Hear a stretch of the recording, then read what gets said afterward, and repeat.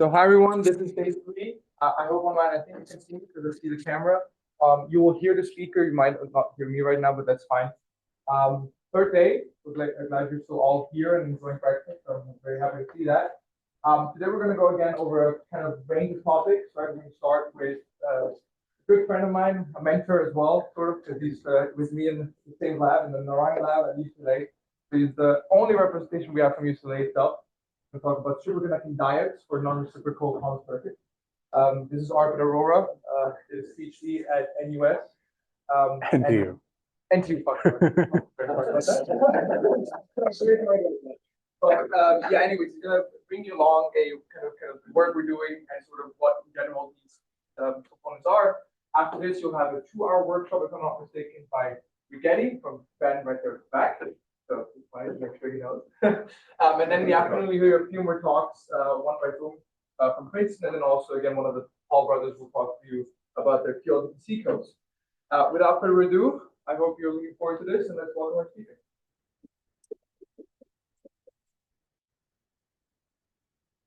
So yeah, hi everyone. I am Arpit. Firstly, thanks to all the organizers for giving me this opportunity to be in front of a very nice crowd. This is the talk. This is not a workshop thing. So you can, if you want, you can just close your laptops and no notebooks, no devices. Honestly, a lot of motivation. So feel free to click pictures. If there's any idea that we can talk about, be happy to talk about it. So to talk, we need to connect. And for connecting, here's my LinkedIn on the left side. If you're not ready to talk to me right now, if you would like to listen, I also have a newsletter. You can access it by the QR on the right-hand side. So I see a lot of phones up. Nice, good thing. Okay.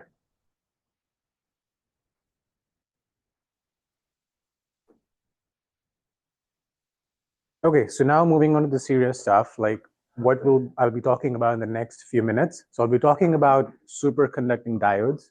I'll be talking about how you can control them in circuit QED, how you can make a resonator out of a superconducting diode, and then how you can use it to control qubits or perform gate operations. So here is a map that spans from the fundamental understanding of superconductivity to delivering superconducting quantum technologies. And once we go beyond squids, we reach qubits, we need controls to control our quantum systems. And that's where I would like to introduce a new spectrum of having diode-like nonlinearities to control, spanning from fundamental understanding and how can we apply these things to quantum technology. So here's a brief overview of what I'll be going through in the next few minutes. So firstly, why we need non-reciprocity in quantum circuits. What are the conventional ways in which non-reciprocity is implemented right now, and what are their limitations? And what are superconducting diodes? How can we make resonators out of it? How can we use it for different useful things? And so on. So starting with why do we need non-reciprocity? We need non-reciprocity because we want to control how the qubits interact with each other. Here are 2 examples of these landmark results. One is from Will Oliver's group, one is from IBM, where they report the discovery of their tunable couplers. But how these tunable coupler works is that they're probably these squares, they are dual transmons, and what you have to do is just excite these to appropriate energy levels so that you can couple the 2 qubits and resonantly.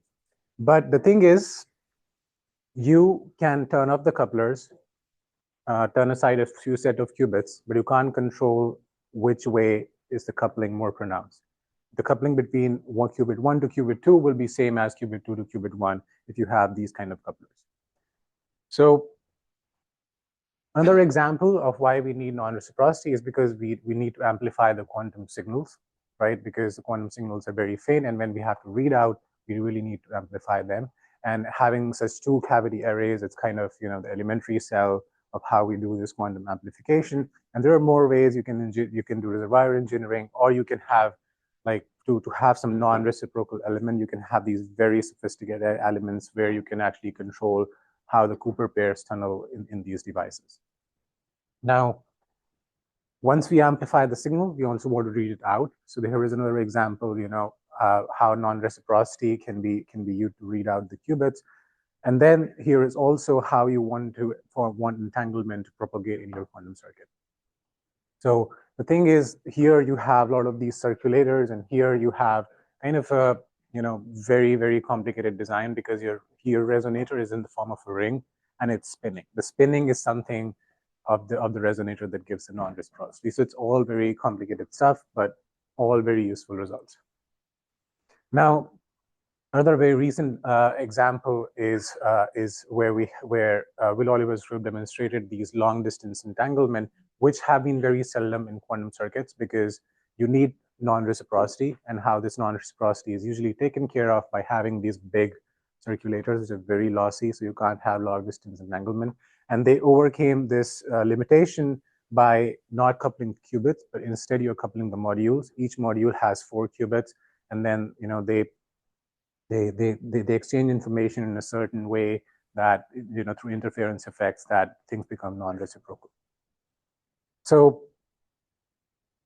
another important example is of having functionality in the quantum circuits, because we know that if we make periodic arrangements of atoms, we know that we get something similar to solids, and we know that solids kind of give us a whole array of emergent phenomena, and that has been the effort to replicate even in quantum circuits. And on the left side is a landmark paper by Gervin, where they actually demonstrated a topological Hell-Lane model on a circuit QED. And what they did, again, they had to use these circulators to ensure that the signals go in certain directions. And on the right-hand side, we have 2 very recent examples where on a qubit lattice, a synthetic magnetic field was generated.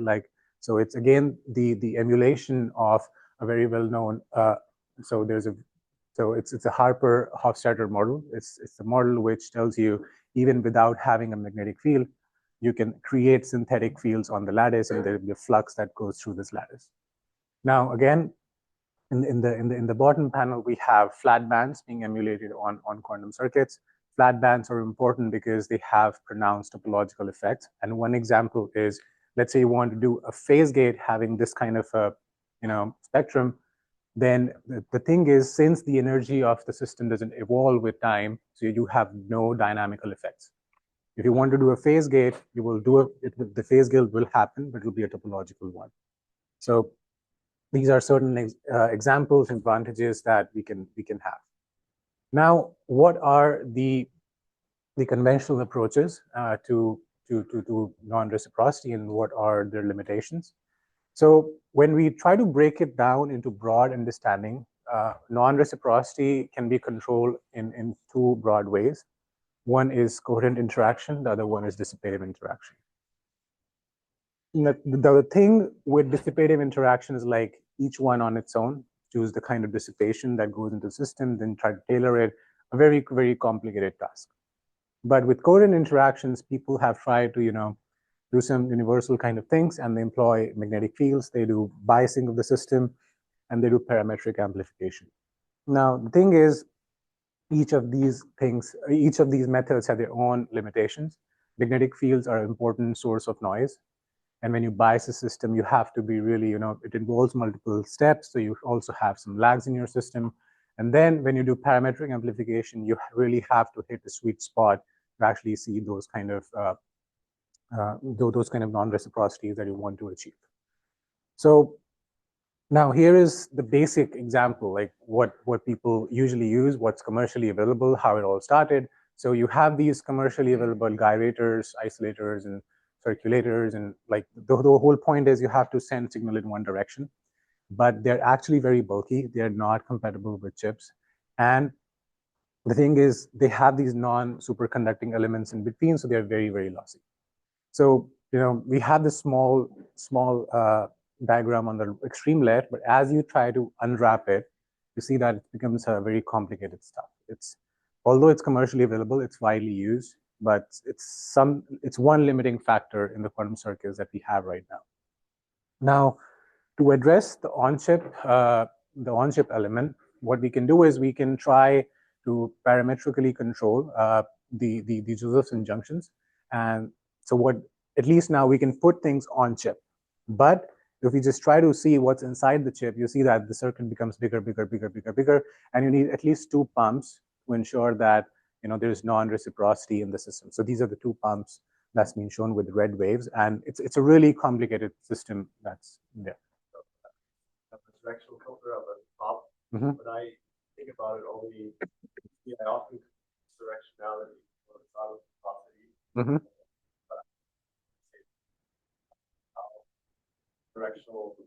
Directionality and not so yeah, so directionality is like how I see it is the directionality is something, if you just bias your circuit with external means, you can just take things forward. But non-reciprocity means what happens when you just flip the weight. Yeah. It's coming back. Yeah. So now another example of having circulators made out of these superconducting elements. You can still take superconductors from this, Y-shaped circulator, but place a magnetic material in between, and usually it's YIG. So depending on the magnetization of this material, you will be able to route your signals the way you want. But it's still very, very complicated. It still requires parametric driving, and the thing is, it's kind of controlling the reservoirs. It's not actively controlling your non-reciprocal devices or the coupling between the qubits. It's all like it enters. There's like you have a cavity port, you have a qubit port, but what you're actually controlling is what comes out of the third port. That's what they're engineering in this result, and they really need these driving efforts to make sure that everything is controlled. Now, thing is, here's a checklist that we can make out of whatever we saw right now.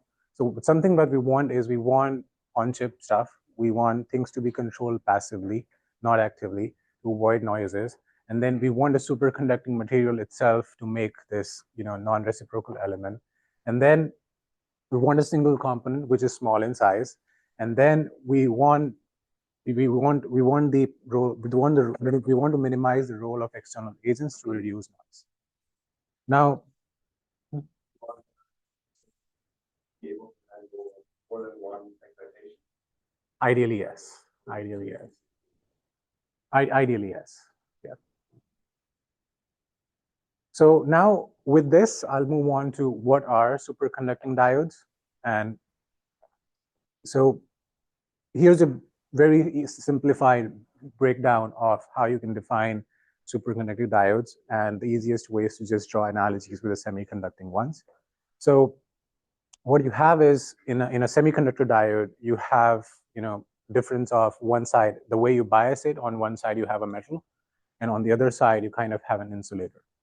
But in superconductors, when you bias it, one side you have a superconductor and the other side you have a metal. And this can be seen by the difference of critical currents that you have here. So let's say you are operating a device somewhere here, but if you flip the bias, keeping the magnitude same, you will land up somewhere here, and there's no superconductivity. So that's the main difference. Now in semiconducting diodes, the main principle is you need to have these particle hole asymmetry, which is generally achieved through this this barrier in the diodes, or you can have these very low symmetry crystals which can ensure that. But with superconductivity, the microscopic mechanisms are still not clear. It's a very active area of research. So it's not clear what really governs these diode effects at microscopic level. Now the question that I'm asking is it possible to have same kind of like disruptive stuff that the semiconducting diode did? Is it possible for superconducting diodes, given that we are so relied on superconducting elements in modern quantum circuits? So now. I have a question.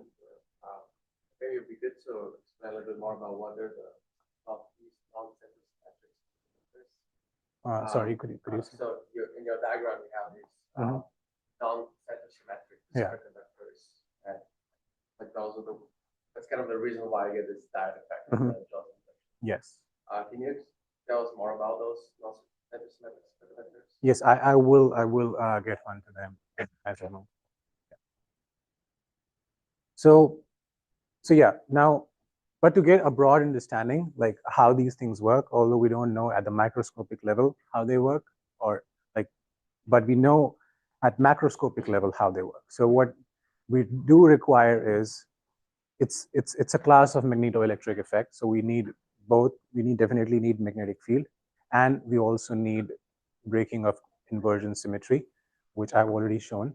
But I will discuss more about it. And it also requires kind of momentum dependent pairing in superconductors, but it does not mean we need some kind of exotic superconductors, right? We can generate momentum dependent pairing through the effects of magnetic field. But the good thing is, we can control these things. If we apply magnetic field, there's something called diode efficiency, which is the difference in the supercurrent in two directions divided by the average supercurrent, and that's how you can quantify it. And you can see that you can flip the sign of this diode efficiency just by tuning how the magnetic field is with the direction of magnetic field. So it's highly tunable, and having magnetic field is just one way. We know that time reversal symmetry, can be the feature of a system. So you can ideally break it even without magnetic fields and still have those control parameters. And I will show some examples as well. So now, how this happens, again, a very, very simple explanation is that that superconductors show Meissner effect. So Meissner effect means that superconductor expels out all the magnetic field that is incident on it. And how it happens is it generates a current that is opposite to the direction of the supercurrent. Now, if the inversion symmetry is broken, the fact that the supercurrent is now given by this Js plus Jm no longer holds if we break inversion symmetry. So that's the whole thing. Now, coming to why inversion symmetry is important, because breaking inversion symmetry in materials gives you distinct Fermi surfaces where the different species live. So I'll give you a quick primer on, since we also have engineers in the room, I'll give you a quick primer on what Fermi surfaces are and why they're important here. Now, we know that in solids, electrons are not electrons, but they're like a group of particles which behave in a collective way.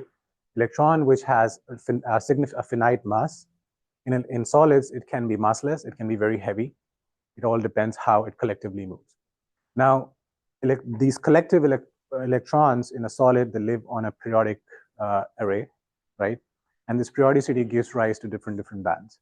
Now, depending on how much you fill your bands, right, the brim, the top, gives you actually the Fermi surface where you have the last filling of the electrons. Electrons below the Fermi surface, they're not really active, and above Fermi surface, you don't have anything at all. So the most important electrons actually live on the Fermi surface. So that's the most important area. Now, in superconductivity, we know that it happens because we have two spins which are propagating in opposite directions, and somehow they interact in an attractive way, and they get bound to each other. Now, what if these two species are living on two different Fermi surfaces? And now if we apply magnetic field, what happens is the Fermi surfaces will get displaced. So one pair is actually getting strengthened here and the other one is getting weaker. So there's a preferential direction of the strength of superconductivity. So it will naturally give you a preferential direction of how your supercurrent or critical current is. Now, why I'm saying this, because aluminum can't show diode effect. Because aluminum doesn't have different Fermi surfaces, it just has one Fermi surface. Both the species live there, allowed by Fermi statistics. Now, what happens if you apply magnetic field, the Fermi surface just gets displaced, and the kind of preferential strengthening of the superconductivity doesn't happen. That's why aluminum doesn't show the diode effect. So you kind of need, yeah.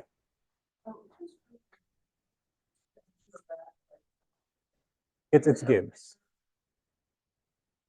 It is in terms of applied magnetic field. It's actually in this parameter. Like the Q has it. The Q basically is the momentum of the Cooper pair. So any kind of fields that you apply, it just goes in. So it's kind of a parameter. Yeah.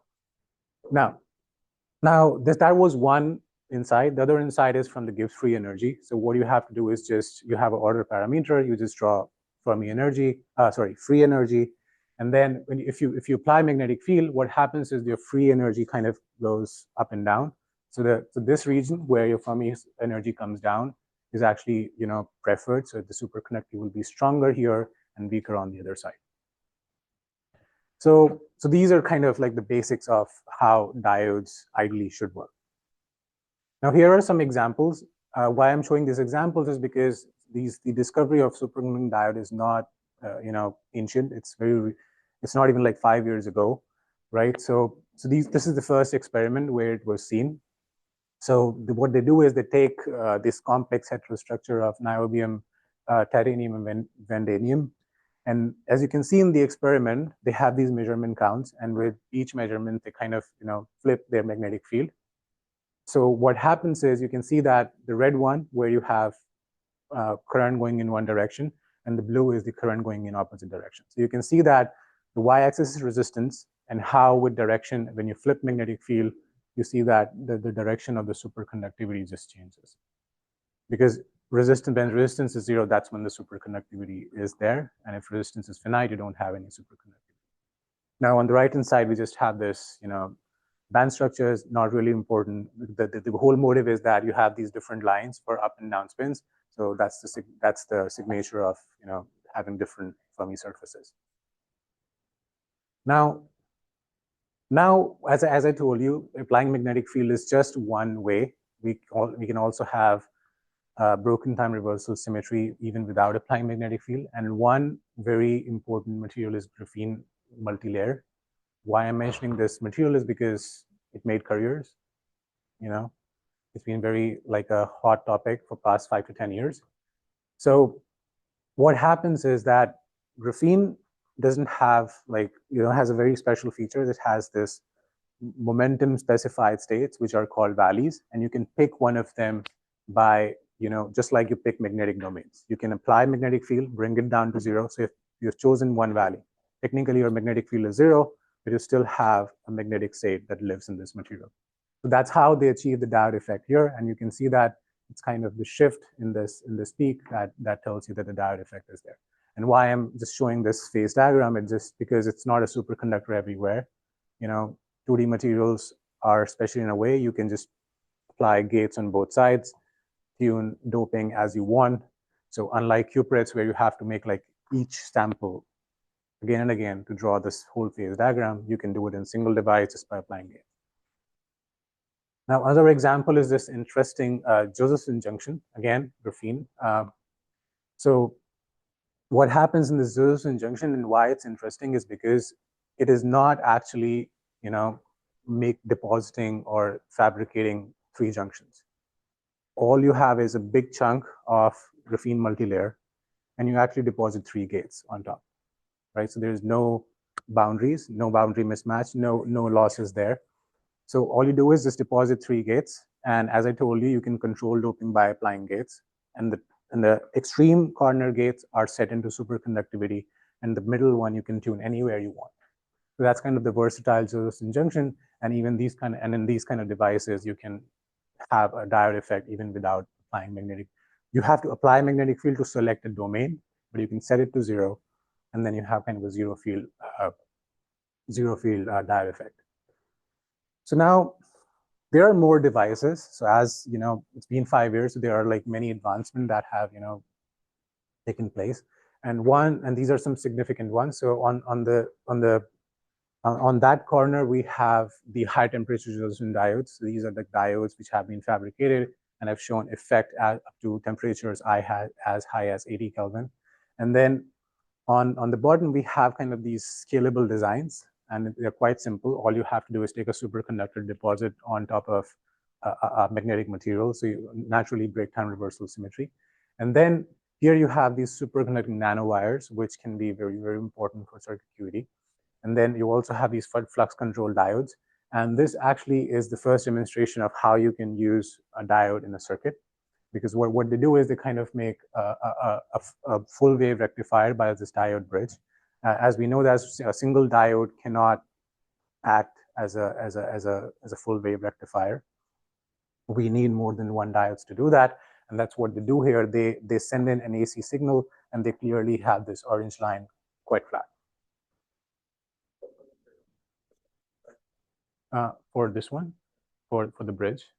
It's that one. It's those. Yeah. It's it's europium-based ferromagnet, and the superconductum is vanadium. Sorry. I don't remember. I don't remember what exactly the substrate is. Yeah.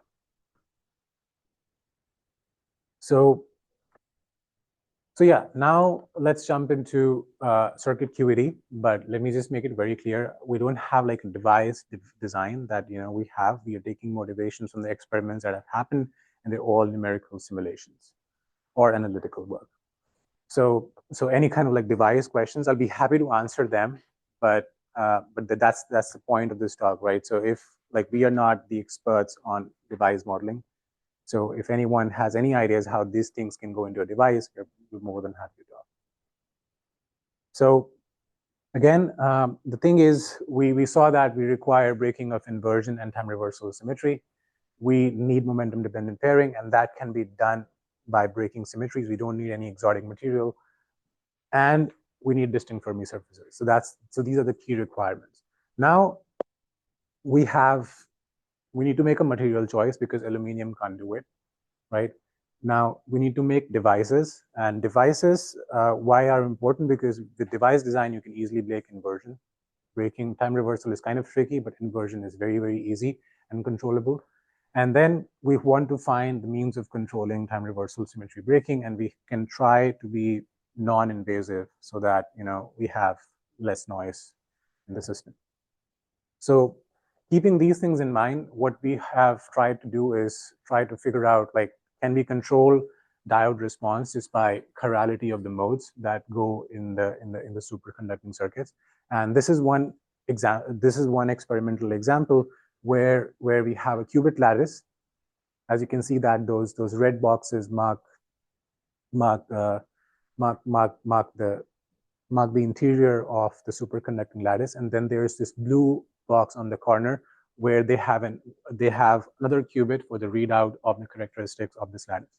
So what they find is that these blue and red lines, which are actually the corner modes or the edge modes, which live on the edges, and they have a certain chirality. They will go in one direction and the other depending on how you control the magnetization of your yig that is placed below the qubits. So that's one thing that we can do, and we can clearly see that depending on whether we are in the bulk or on the edge, we clearly have these chiral modes. And another example is having this synthetic gauge fields. As I told you, these devices are like very well made. You take these two chips, one has qubits, one has the wiring, and just place on top of each other. And you can very well emulate a well-known model of magnetism in solid state, which is the Harper-Hofstadter model. So what you have is you have zero applied magnetic field, but you still have a synthetic flux that goes through the circuit and breaks time reversal symmetry. Another example is on a 1D chain where you have these corner modes which break time reversal symmetry, and then you have everything achieved without any applied magnetic fields. So now what we do is we take the motivation of having a qubit lattice which hosts these chiral microwaves, and we choose the material which is twisted bilayer graphene. Why? Because it's very, very easy to make, and then it makes very nice contacts with aluminum, even better than niobium. The contacts are highly transparent, so it's a material which can be tested right away. It actually has been tested from the Olber's group, where they actually measured the superconductivity directly using the circuit QED. And this is as I just showed you a couple of examples, it's a highly versatile device. And again, the thing is, I mentioned about these valley states where you actually lock momentum, to specified regions. And then what happens is you can actually control and understand very well how this, chirality of light goes into this material, because it directly couples to the valleys that are present and these special states along the valleys. So the thing is, you can tune this diode response without any magnetic field, all by having chiral microwave photons which have been experimentally shown to be there. So again, just a little bit of maths if someone is interested of how to do these things. We start with the twisted bilayer graphene Hamiltonian, just introduce light-matter interaction in the standard way of Pearl substitution. And then what we find is that we can break time reversal symmetry by having these valley and chirality to be logged, depending on, so you actually boil down to the fact that whether it's left or right, or whether it's a plus valley, minus valley. So you can actually just understand things and control things in that way. And again, now the basic requirement is to break the symmetry between forward and backward supercurrents. And you can do it through the microwave photons. And the inversion symmetry is here broken by the device design. Because graphene is never alone. Graphene performs actually better if you place it on hexagon boron nitride. And as I said, graphene has made careers, and the people making hexagon boron nitride have made money and fame because they have a monopoly, like crazy amount of monopoly. So now, so these are the results that we have. So what we see is that we get this diode efficiency of 22%, which was the difference of supercurrent in two directions divided by the average. But the thing is, if you note, let's say if you operate somewhere, let's say on the green curve, and then you flip your polarity, you'll end up somewhere here. The thing is, the current asymmetry, if I remember correctly, is around 60%, which is a significant, which can induce significant non-reciprocal effects. And these can be greater, as I will show. But the thing is, you don't even need like very, very strong interactions, or you don't need to pump your system too hard and release a lot of photons, which is ideal for circuit QED. As you can see that, at a very minimal value, it just peaks and then falls down again. Why it falls down, it's a special characteristic of graphene samples. I won't go into it why, but the thing is, you don't need strong light matter coupling. You just need, it's ideally situated to perform good in circuit QED setups. Now, another important feature of why we chose this graphene material is because the superconductivity in graphene is kind of topological in nature, because it comes from the wave functions, not from the dispersions and dynamical stuff. And that's what we test here. The conventional one is just the dynamical stuff, and the other one is the total current. And we can see that the total stuff and the conventional or the dynamical stuff is just suppressed. So the things that we see are actually coming from the wave functions. So we actually are, accessing the topological features. So now, another example is we can have diodes. Like I introduce you these diodes where you can do things by just gating the devices. And what you can do is just, again, tune the left and right gates in the superconductor and leave the middle gate to be tunable. And you can, and as I said, like graphene has insane amount of correlated phases, insane amounts of topological features, and you can just tune it anywhere you want, and you can achieve the breaking of symmetries just by chiral microwave modes. So you can have a very, very versatile device.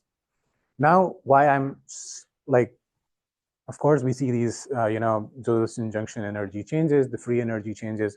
I'll get back to free energy in a moment, but what's important is we have this non-reciprocal effect.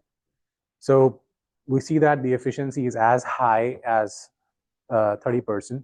And if we look at the current asymmetry, it's actually, I think if I remember correctly, 80%. So that's really, really high number if anyone is interested in doing experiments. So now coming back to free energy, then there's one important reason why I showed free energy, is that let's say we have this Josephson junction, we shunt it with a capacitor, we tune EJ and EC to land up in the transform regime, we reduce the charge noise and everything. Now the thing is, by tuning the free energy, which is possible in our setup, we can actually undergo this 0 pi transition and make transmon 0 pi qubit. And that's something we are exploring further. And why it's important, because like we are trying to understand what happens to the information of the transmon once we go into the transition.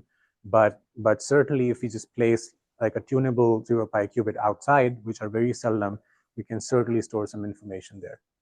And another application is that we can implement GKP states, GKP codes with non-reciprocal elements. And one example is here. They have the couplers, and if we can substitute this with diode, and then we can do this GKP codes for error correction, which again are just prototype of a superconducting model of a solid state model of these Landau diagrams and Hofstadter butterflies. So now, what I presented just was one possible thing. We have more choices, more devices, which I think can work well. On the left hand side, we have a niobium-based Josephson junctions from Stuart Parkin. What they did is just it's all layered. There's no magnetic field, and layer, like by depositing different layers, they break different symmetries in a very controlled way. And then on the bottom side, I showed this example before. It's from Jagdish Modera. And what they do is just deposit a superconductor on a magnetic material to get broken down reversal symmetry for free. And then, of course, we have these kind of nice Josephson junctions where you can do magnetic field training. So as I told you, you need magnetic field to train the sample first. So you select the one domain, just like ferromagnetism, right? In ferromagnetism, what happens is you start from 0, but then you go to a certain value, pull it back, and then you select a domain, and you have a non-zero magnetization. It's the same thing, and the lifetime of these kind of magnetic states is in minutes. So you can turn off the magnetic field, then start your protocols, quantum protocols, and then you have a functional device. And if you want to stick to aluminum, then there is another experimental demonstration where you can punch holes in a certain way on aluminum, and then you can continue to use it in your circuit QED, like in a conventional way. So now, what happens if we just make a resonator out of it, and we use it to couple qubits and do entanglement? So here's the thing, right? Now you have a superconducting diode, and I have represented it by an inductor as a usual superconductor. And then you shunt it with a capacitor, you form a resonator. Now the thing is, due to the non-reciprocity, you have a direction-dependent frequency of this resonator, right? Because the current in two direction is different. So the inductance in two direction is different, due to which the characteristic frequency at which this resonator will work is different. And you can very easily demonstrated experimentally on your devices. So there are two proposals we have. One is using lump circuit elements, where you measure the characteristic frequency or the resonance frequency with respect to the inductance. And what you will see is you will clearly see two different curves when you flip the direction of your when you shift the bias of your superconductor. And then, of course, you have the spectroscopy, where if you just go from port 1 to port 2, should give you a different characteristic frequency if you go from port 1 to port 1. So with this, we try to make this device where we have an input and output for the resonator, and we take two qubits, couple these two qubits to the resonator inductively, and what we see is just try to use the non-reciprocal behavior to affect the coupling of these two qubits. And what we see is we have the usual qubit Hamiltonian, right? The first term is just the qubit term for qubit, the term for each individual qubit, and the second term is a qubit coupling. And what we find is that we have a non-reciprocal behavior coming from a non-local phase that is acquired by these two qubits due to the non-reciprocity of the superconductor of the resonator. Now, the thing is, now we are able to control, at least theoretically, that the qubits are coupled in a non-reciprocal way. That the coupling from qubit 1 to 2 is not the same as the coupling from qubit 2 to 1, and it happens all in a coherent way. There are no dissipations. There's no dissipation engineering, although there is dissipation in the system, which we will account for very soon. But you don't have to control it. It's all happening through this non-local phase, which depends on the inductance of the superconductor, which, if you want, you can control through magnetic field or not through magnetic field, as I propose a number of ways.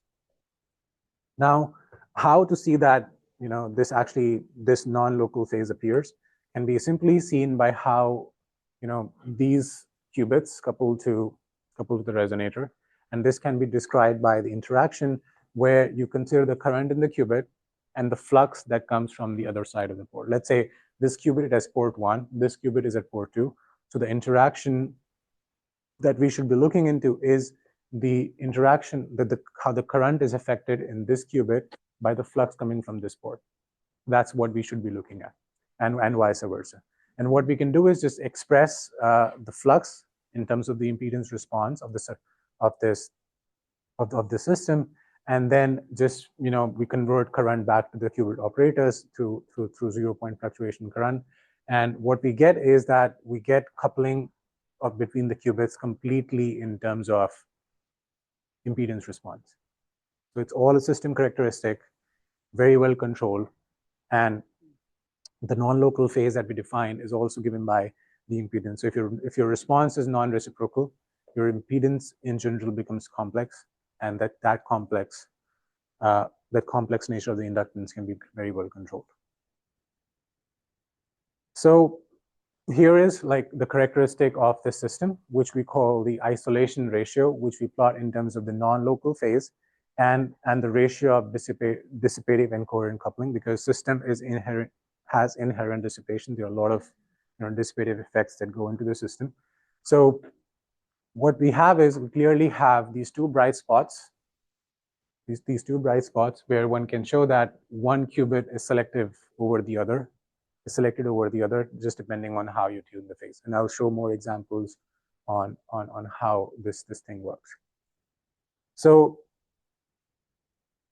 now what we can do is we can do an I swap.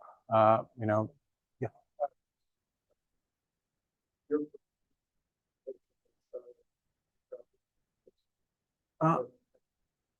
So, sorry.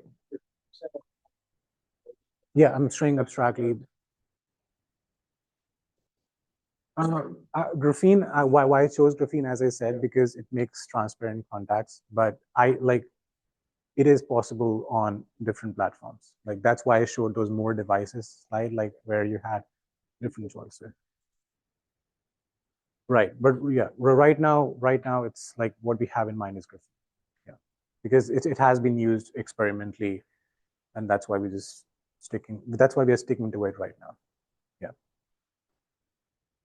So moving on, what we can do with this non-reciprocity in the qubit interactions, we can have like this. So that's the interaction. We can try to do the I swap gate with this, and we go to the one excitation subspace. So this is what the one excitation interaction Hamiltonian will look like, and we start with exciting the first qubit, right, and then we allow the system to evolve in time.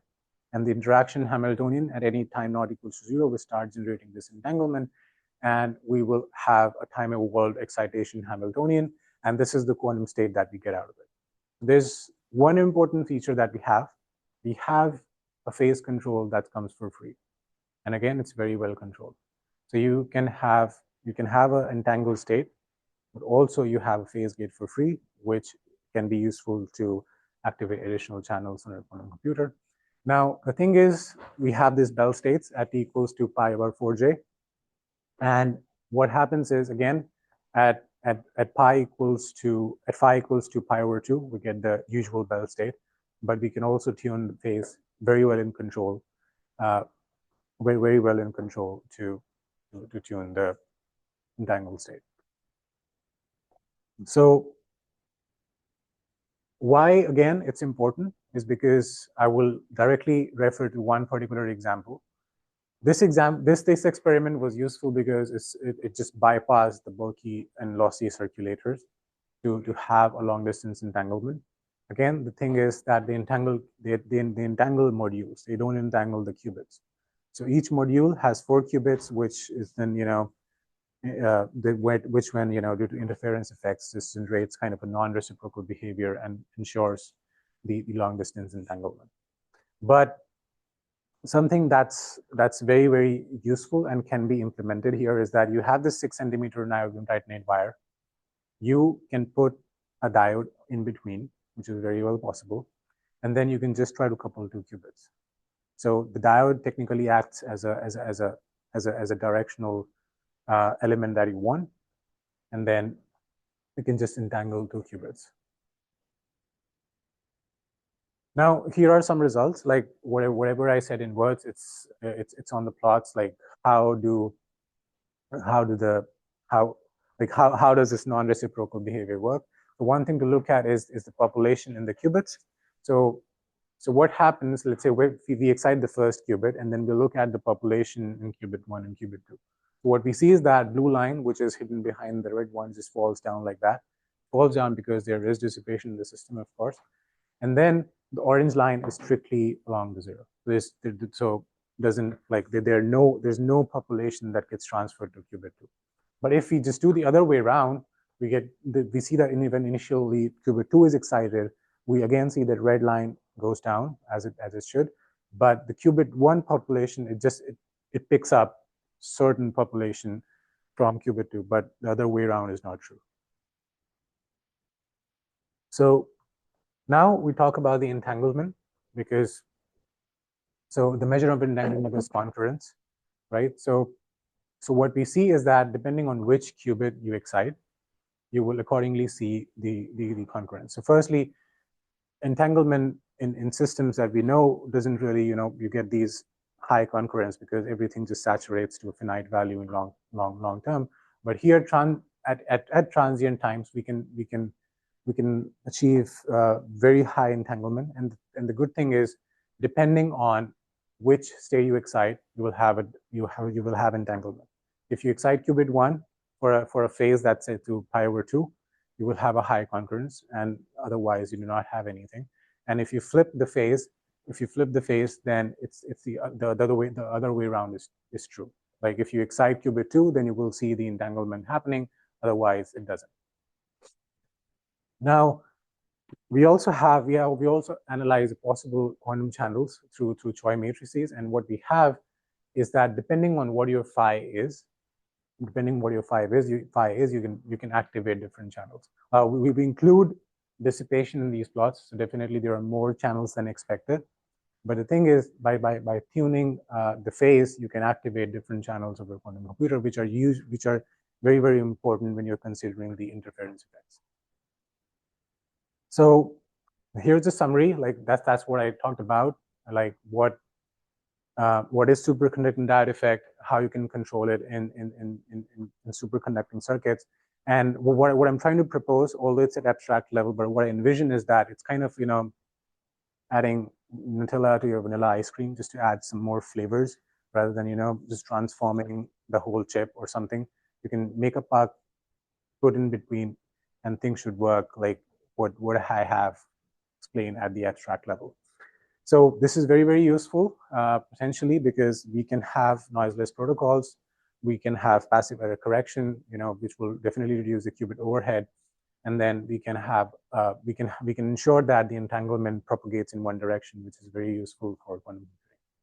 So yeah, finally, I would like to acknowledge the fundings and the collaborators and useful discussions with Murat, who's also here. Maybe he's in the room, yeah.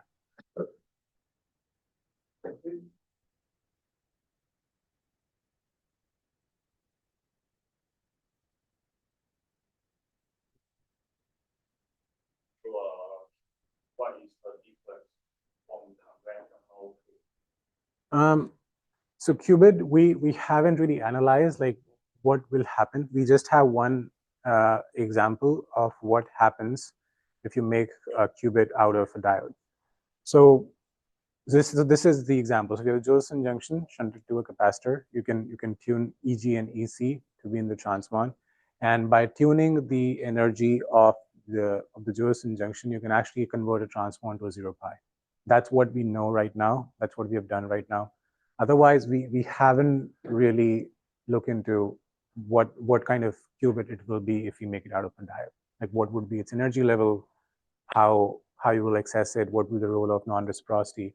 Because for qubit, mostly you need is like, what are the discrete energy levels? I think the 2-level approximation for qubit, I think that's the key feature, right? so we don't know how non-reciprocity will come into play. You're saying that you can't do it on aluminum, is that just you can't do it on?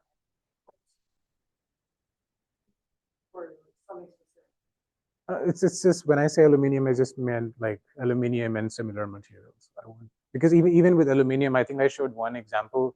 You can punch holes through it, which is again kind of experimentally easy. You just need a lithographic tip and just go up and down. Yeah.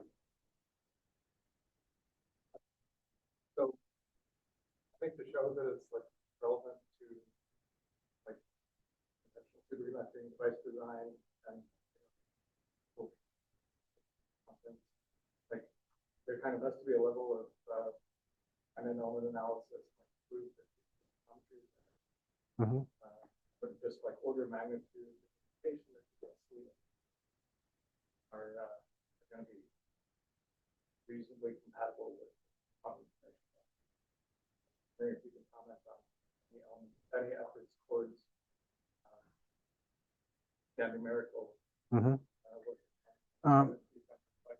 Yeah. So honestly, if I was to comment on that from a device perspective, you know, the thing is the way we incorporate dissipation is just, you know, the master equation and the way it goes in. Again, there are terms, though the values we use are well within what other peoples have used.